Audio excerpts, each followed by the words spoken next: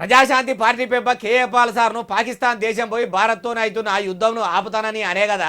అయితే పని కట్టుకొని మరి పాల్ సార్ పాకిస్తాన్ దేశం పోతుంటే గాలిమోటర్ల డిపోలా ఆపిర్రట. దేశాల నడుమల శాంతి నింపి శాంతి సందేశం పంపుతాని పోతున్న ప్రపంచ శాంతి దూతను ఆపింది ఎవలంటారా? మీరే చూడండి.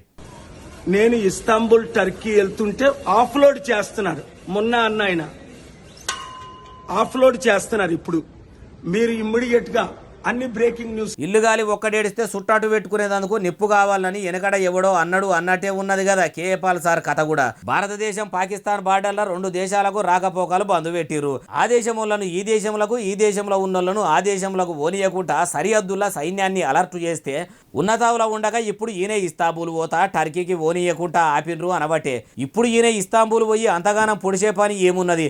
ఆయన తాటు పోతే అటాంకల్నే అనగబడితే ఆయన్ను ఇడిపించేందుకు ఇక్కడి ప్రభుత్వాలకు అదోపే దపని. అయ్యా కేఏ పాల్ సారు ఇస్తాంబుల్కు టర్కీకి ఇండియా పాకిస్తాన్ పంచాయతీ సలవడంగా పోతురు కానీ ఇప్పుడైతే ఇండియాలోనే ఉండుర్రి. మీ ముచ్చట ఎట్లున్నదంటే ఊరందరిది ఒకతోవ అయితే ఉలిపిరి కట్టేది ఒకతోవ అన్నట్టే ఉన్నది. అయినా శాంతి చర్చలతోనే ప్రపంచ యుద్ధాలనే ఆపిన అనుభవం ఉన్న మీరు ఇప్పుడు రెండు దేశాల నడుమల యుద్ధం జరుగుతుంటే ఆపుతలేరెందుకు సార్ అంటుర్రు ఈ ముచ్చటిన్నోళ్ళు.